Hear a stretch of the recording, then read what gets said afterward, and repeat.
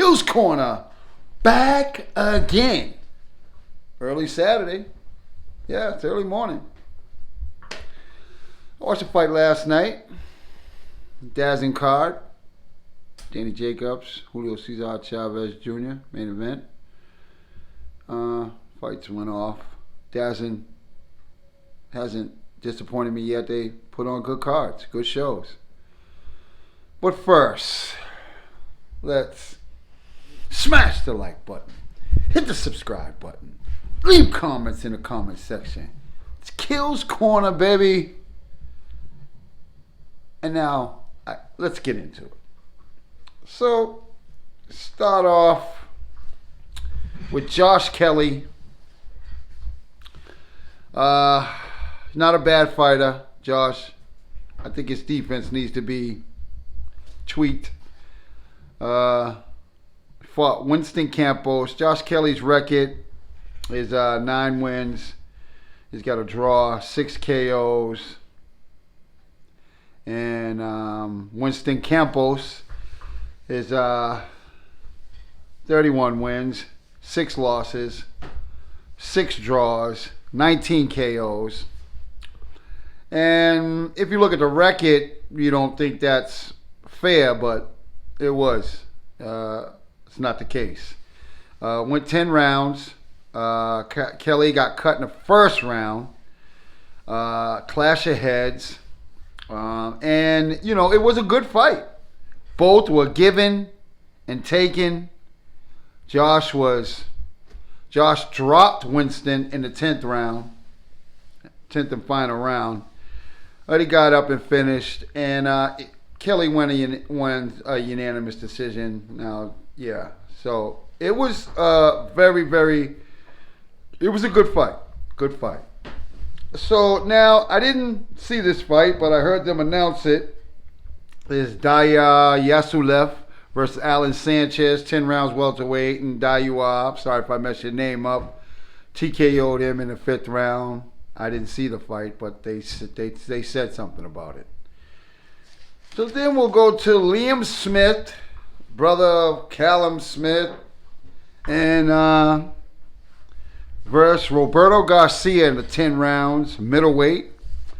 And this fight was a really, really good fight. Very entertaining fight, engaging from begin to end. Liam Smith's record is 28 wins, 2 losses, 1 draw, 16 KOs. Roberto Garcia, 42 wins, 4 losses, and 25 KOs. And he's a veteran.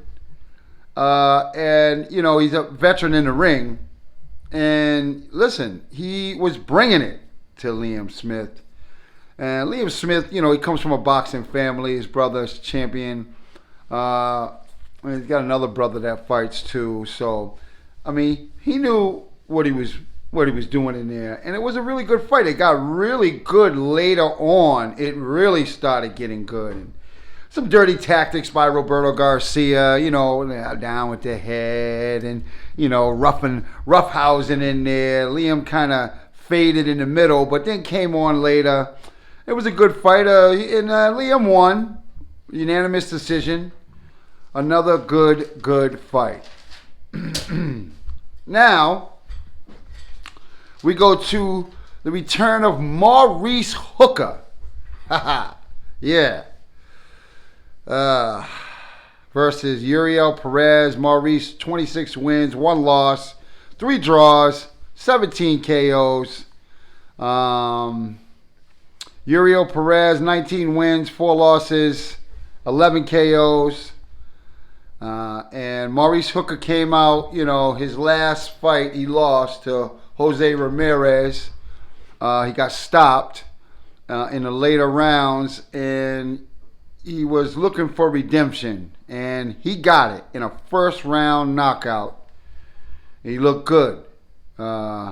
He hit the kid in the side of the head there, knocked his equilibrium down off, and then hit him with that body shot, and that was about it. The kid, he got up, but he wasn't continuing. And it was a good stoppage, and a good fight, especially for Maurice. He'll be looking for bigger and better things. Maybe he'll be looking for Ramirez again. Yeah. So then we go to a 6-rounder that they threw in there. Rashad Mahdi and versus Rakim Johnson. And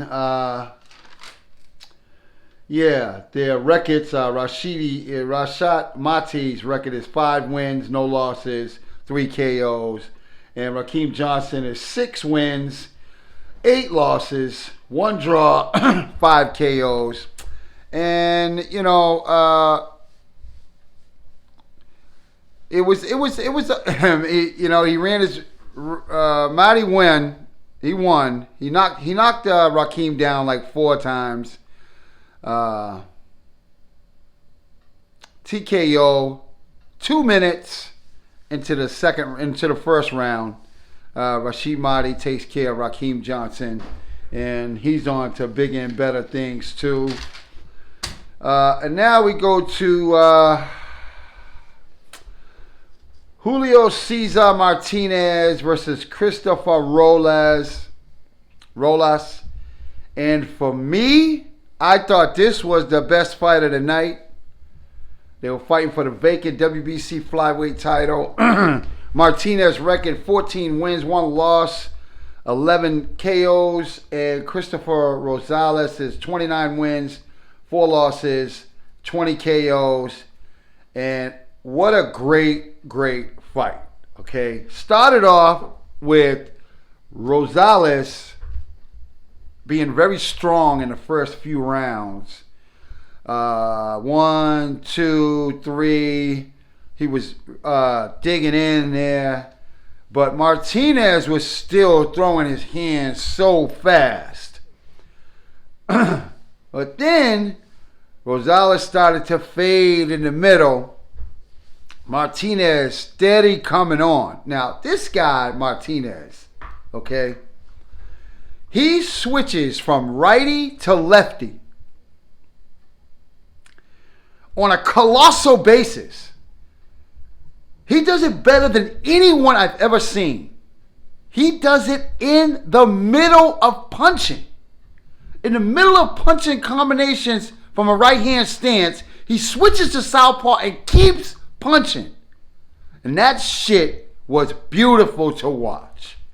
And that is what messed Rosales up, especially when he started fading in the middle rounds towards the end, and Martinez really started coming on. And that switching, man, I'm telling you, is such a beautiful. This kid, you got to watch this kid. This kid is very, very talented. He can fight. I suggest you grab a hold of him. Julio Cesar Martinez, and he's the new WBC flyweight title champion. He stopped Rosales in the 9th. Awesome hand speed, and the switching in the middle is absolutely beautiful to watch. Beautiful. So then we go to the main event. Daniel Miracle Man Jacobs versus Julio Cesar Chavez Jr. 12-round super middleweight fight. No belts on the line. You already know the story. Cesar Chavez docked $1 million because he came in overweight, 5 pounds. He didn't want to take the drug test.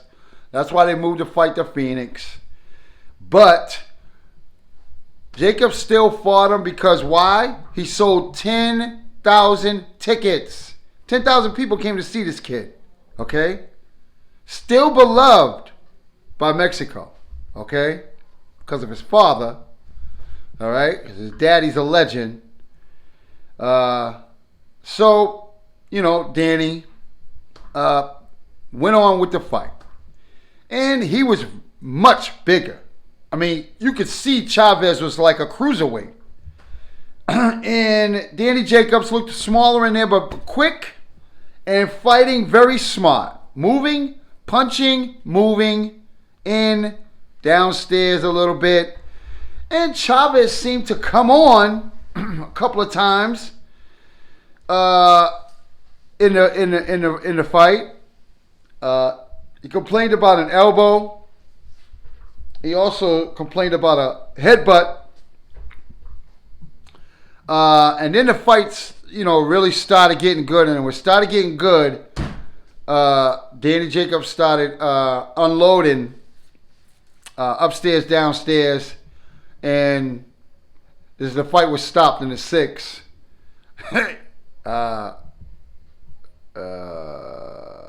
Chavez quit. Said right in the corner something about an elbow and his nose. His nose he might be broken. He couldn't breathe, he said. And first they were saying his hand, that he broke his hand, but that's not true. It was his nose, I guess. I think he broke his nose, and I think he's having it operated on. And they put the camera on his father when he quit, and his father went just like this. Good. Okay? So the people in the crowd went crazy. Tossing hot dogs, beers, booing. They went off. Now, throwing things in the ring, fights were breaking out. Crazy. Chavez Jr. days might be over for boxing, especially for a big person. This guy got $3 million. $3 million. And he quit. And Mexicans, quitting in Mexico for Mexicans is not allowed. You die on the shield, dude.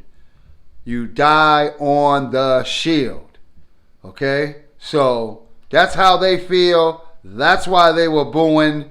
And they were pelting hot dogs, beers, all kinds of stuff. It's a little bit embarrassing, Chavez Jr., I think you better find another line of work, my man, because I doubt you get back in there for anything.